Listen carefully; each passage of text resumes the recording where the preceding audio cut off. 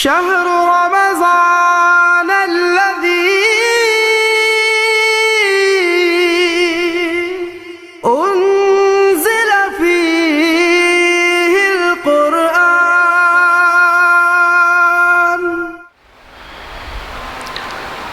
السلام عليكم ورحمة الله وبركاته. بسم الله الرحمن الرحيم.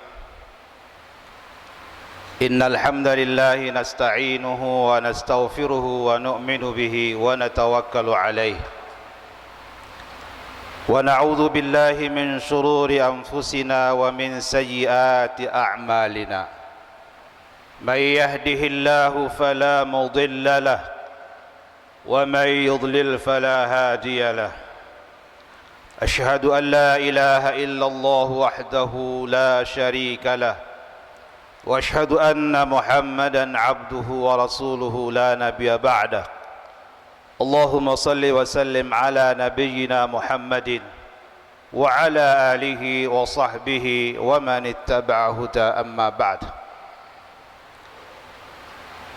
قال الله تعالى: إن هذا القرآن يهدي للتي هي أقوم ويبشر المؤمنين الذين يعملون الصالحات أن لهم أجرا كبيرا.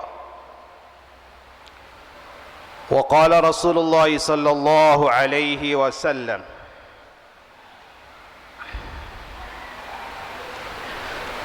القرآن مشفع وماحل مصدق، من جعله أمامه قاده إلى الجنة ومن جعل خلف ظهره ساقه إلى النار. الحديث أو كما قال رسول الله صلى الله عليه وسلم. سبحانك لا علم لنا إلا ما علمتنا إنك أنت العليم الحكيم. سبحانك لا فهم لنا إلا ما فهمتنا إنك أنت الجواد الكريم ولا حول ولا قوة إلا بالله العلي العظيم. Kaum muslimin Jamaah Masjid Mujahidin Surabaya yang dimuliakan oleh Allah Subhanahu wa taala. Kita bersyukur kepada Allah Subhanahu wa taala. Pada malam hari ini Allah Subhanahu wa taala telah sampaikan kita kepada malam yang ke-18. Maknanya kita telah melakukan ibadah puasa selama 17 hari.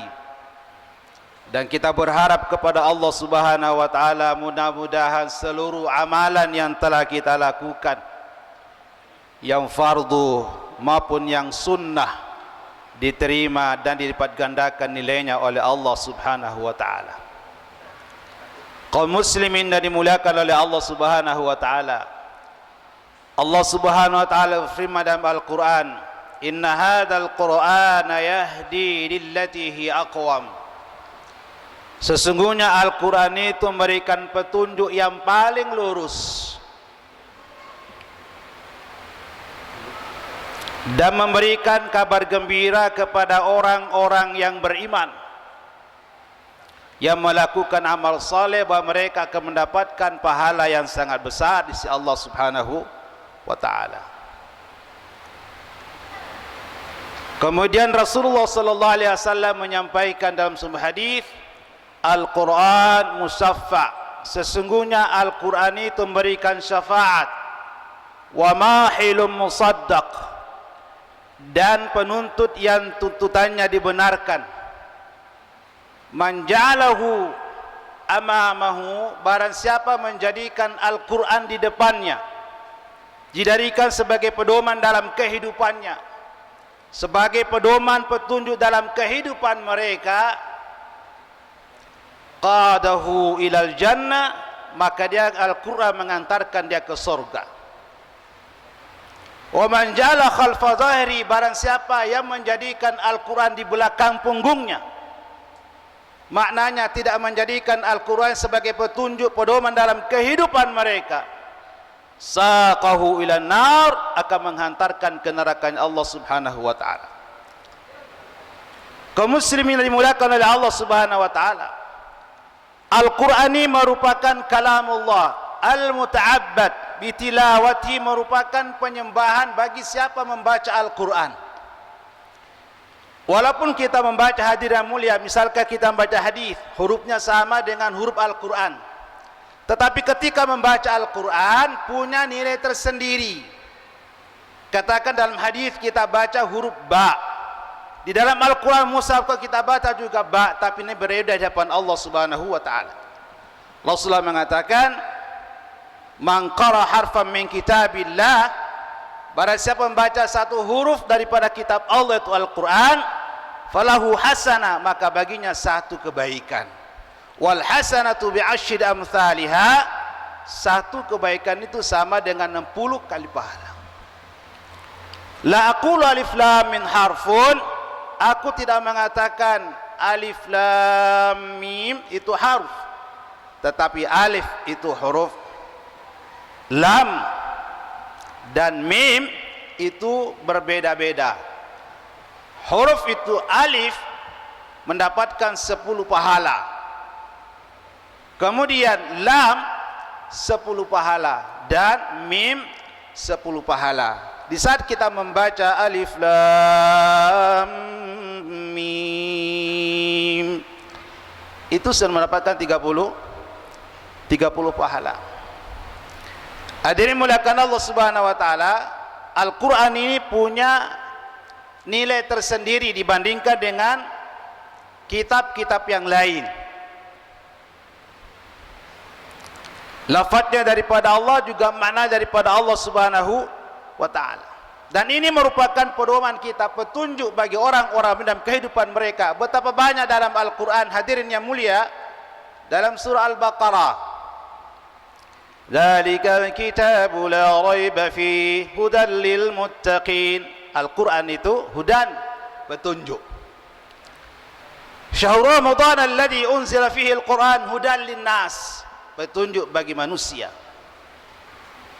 Bahkan Rasulullah mengatakan, "Man qara'a al-Qur'an", barang siapa membaca Al-Qur'an, fa azharahu, kemudian menghafalkannya, fa halla halalahu, dan menghalalkan apa dihalalkan oleh Al-Qur'an, wa harrama haramahu, dan mengharamkan apa diharamkan oleh Al-Qur'an, adkhalahu Allahul jannah, Allah akan masukkan dalam surga.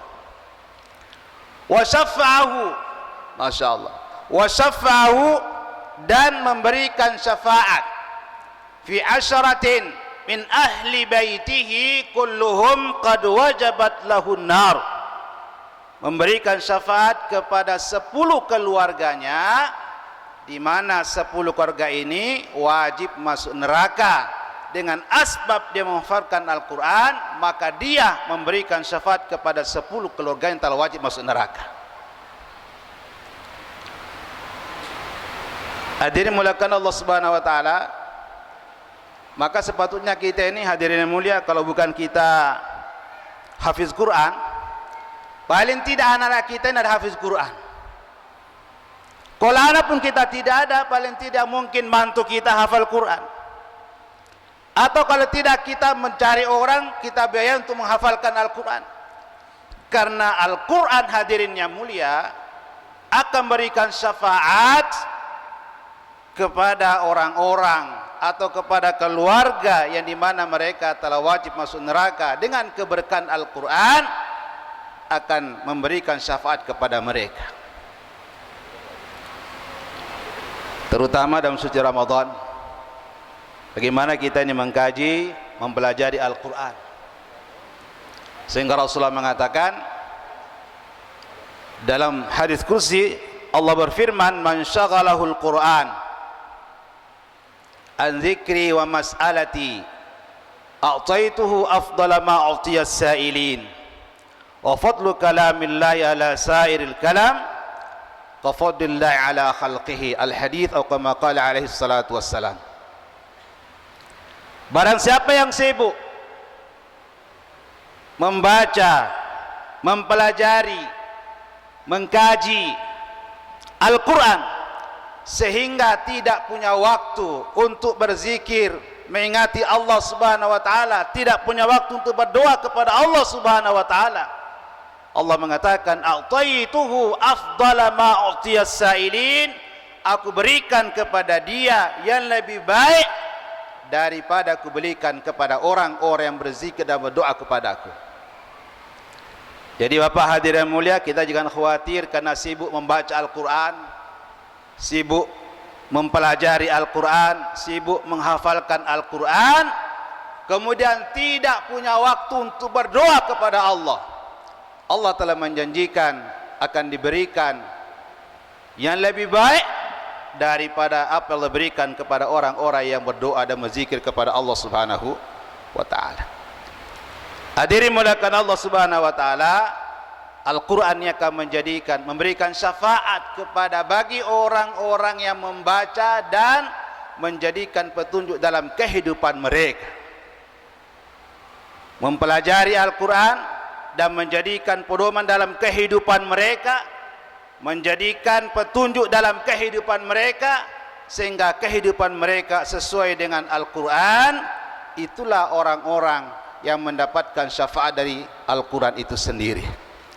Hadirin mulakan Allah Subhanahu wa taala, maka hendaklah kita membaca Al-Quran dengan memenuhi hak-hak daripada Al-Quran itu sendiri.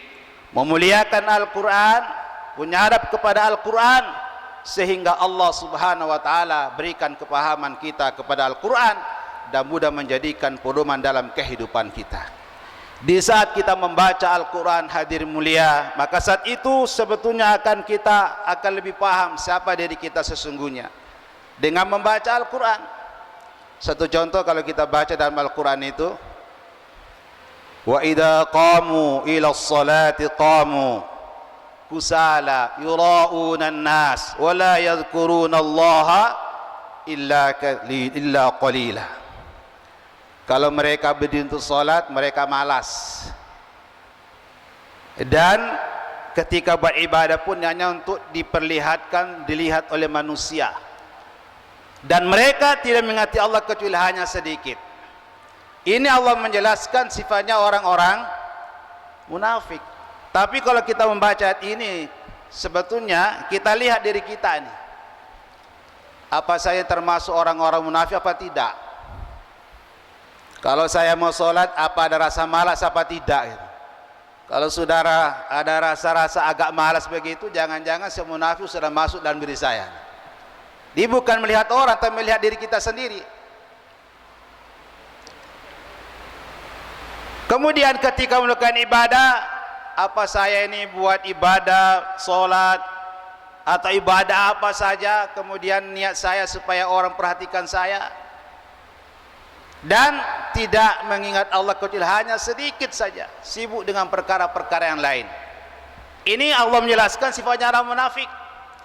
Tapi diri kita, jangan-jangan sifat ini dalam diri saya.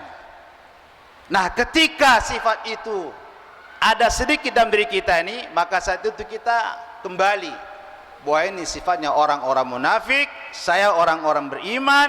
Sifat ini tidak harus, wajib tidak wujud dalam diri saya. Maka dengan Al-Quran itu akan menjadi hudan petunjuk dalam kehidupan kita. Jadi bukan hanya sekedar dibaca, walaupun sekedar dibaca dapat pahala juga. Apalagi kalau kita bawa dalam kehidupan kita. Al-Quran menjadi pedoman hidup kita, sehingga hidup kita senantiasa terbimbing hadirin yang mulia sampai menghadap Allah Subhanahu wa ta'ala.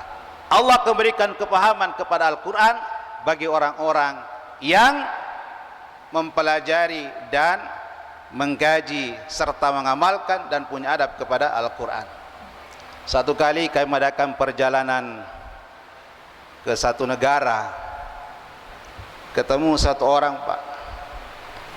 Di negara itu punya kebiasaan Al-Quran itu bukan hanya dipegang seperti biasa, tapi Al-Quran mushaf yang kita baca itu dia pun melapisi dengan kain, ditutup dengan kain,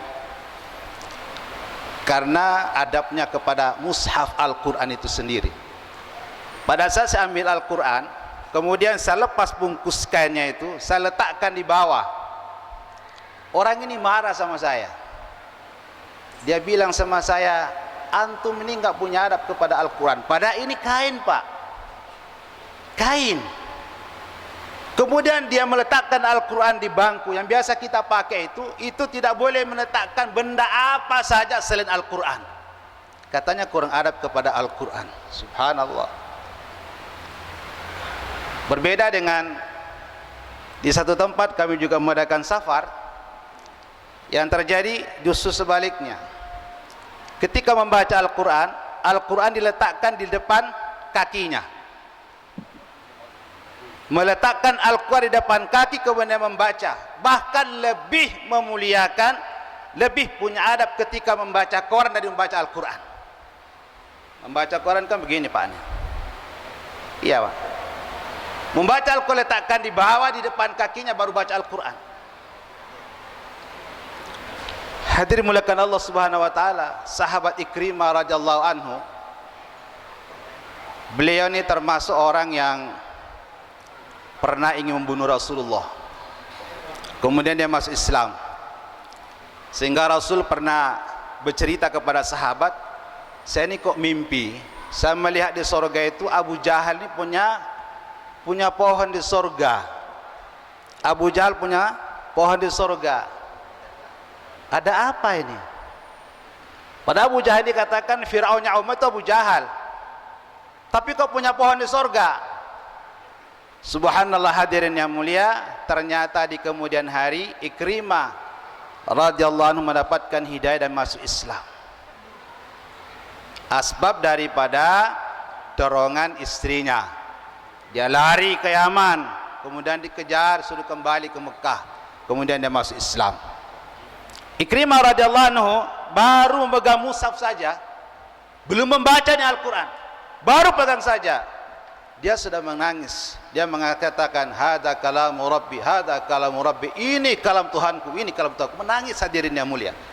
Nah, kita hari ini bukan di sini, di tempat lain saya cerita, Quran diletakkan di depannya, kemudian mensunjulkan kaki, baru membaca Al-Quran. Terlepas dari ada perbedaan di kalangan para ulama kita, yang jelas secara zahir ini kita kurang adab kepada Al-Quran. Hadirin muliakan Allah Subhanahu wa taala, mudah-mudahan saya dan kita semua dengan keberkahan Ramadan ini, dengan mengkaji Al-Quran, dengan banyak membaca Al-Quran dan mengkhatamkan Al-Quran dalam suci Ramadan, Allah Subhanahu wa taala berikan kepahaman kita kepada Al-Quran, sehingga dalam kehidupan kita ini betul-betul kita menjadikan Al-Quran sebagai pedoman dalam kehidupan kita, sehingga kehidupan kita senantiasa dibimbing oleh Allah Subhanahu wa taala. Lebih kurangnya mohon dimaafkan dan mohon diikhlaskan. Assalamualaikum warahmatullahi wabarakatuh.